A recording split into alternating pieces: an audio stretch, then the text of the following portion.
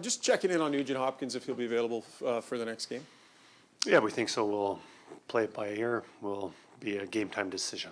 What did you see from your star players in terms of their ability to stow it, push through, set the tone for the rest of the group after a disappointing loss?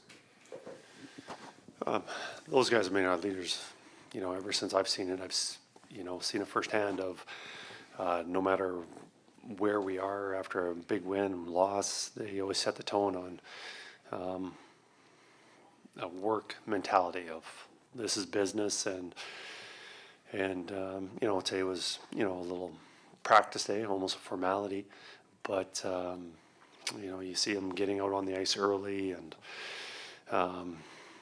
the repetitions, the drills, they're focused, and everyone else it's what's at stake right now, and it's nothing to take lightly, and let's make sure that we get prepared for our next game.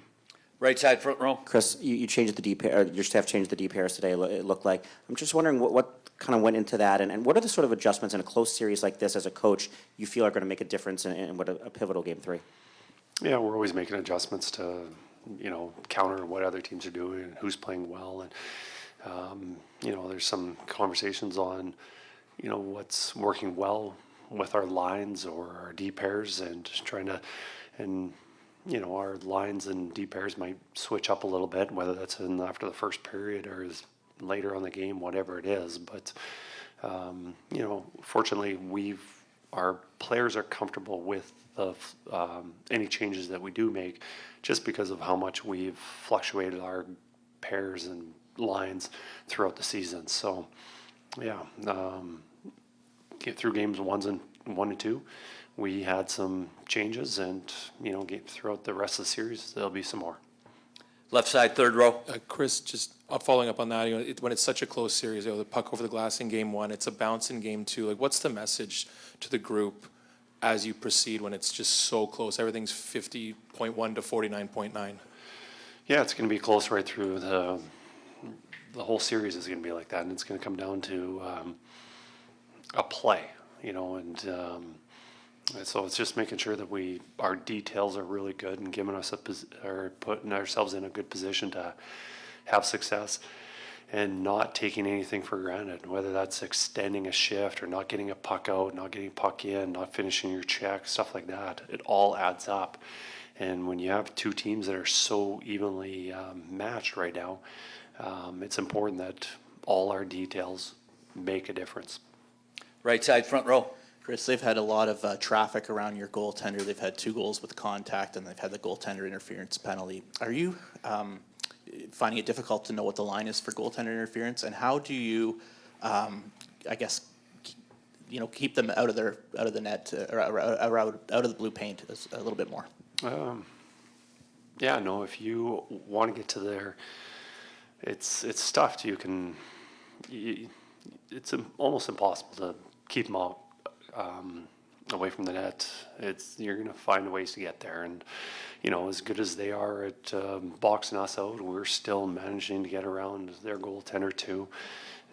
You just hopefully trust the referees that they can uphold the standard of what's goaltender interference and what should be allowed and what shouldn't, and we control what we can control. We're not going to change how we're doing things because that'd be difficult to do at this time of the year.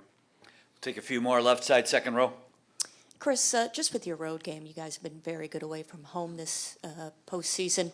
What's worked on the road? What has made you guys so successful? Well, I think all good teams take a lot of pride in playing well at home and on the road, and I think the teams that are able to do that pretty much replicate their games from game in, game out, and not changing it. And, I think we play, get up for any game, whether it's at home or away. And I don't think there's a secret recipe of why we're successful. I think it's just we're being consistent on how we play. So no matter if we're at home and whoever our opposition is, that we're just bringing our same game and not deviating from that. Left side, first row. Hey, Kris. I wanted to ask about Jake Walman. He's fitting so well into your group here, and he's playing so well. He's he's jumping in the rush a little more than maybe we saw earlier on when he joined you. Just a thought on his play and what he's brought to your blue line. Well, Jake's been tremendous asset to our team.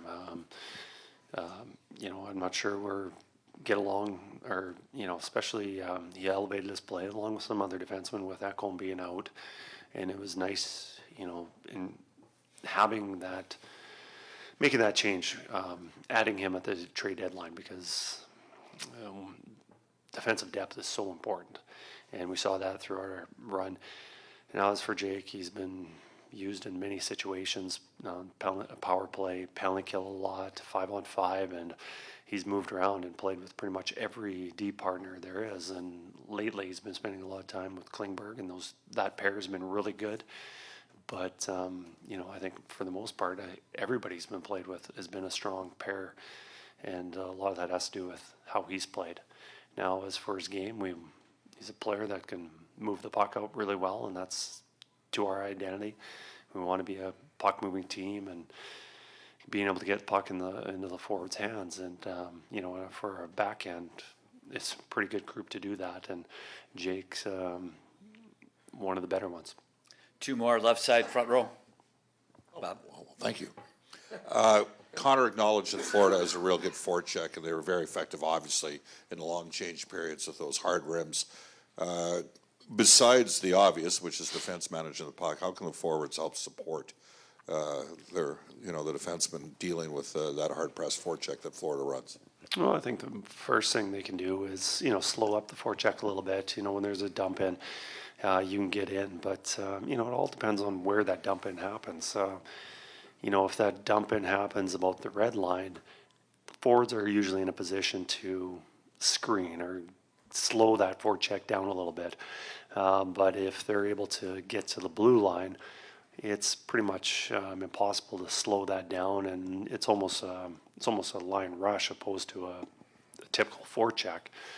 So that's one area, but the other one is just collectively that communication. Most of that communication comes from your partner, your DE partner, but the forwards can also help with that also. So. And then when the puck does get up to the half wall, usually there's pressure there, and now the forwards need to make the right play, and whether that's getting the puck out or maybe find their centerman. But it's not just on the defenseman's hands; it's on the forwards also. Last one, right side, second row. Yeah, Chris, we know the dressing room just down the hallway. A lot of the guys had the most crushing moment of their career in there a year ago. Some of the guys were saying today it was therapeutic to have played here again in the regular season and kind of work their demons out. How important do you think that is to have a reset and just come in here fresh? I think no matter how much time passes, it'll be always on your mind. You get that close, but I don't know. I think everyone's focus is on this season, so no matter what happens, I don't think that changes it or helps it or anything. I think it's just we're in a new stage of our season or our path, and we're just focused on what we need to do right now.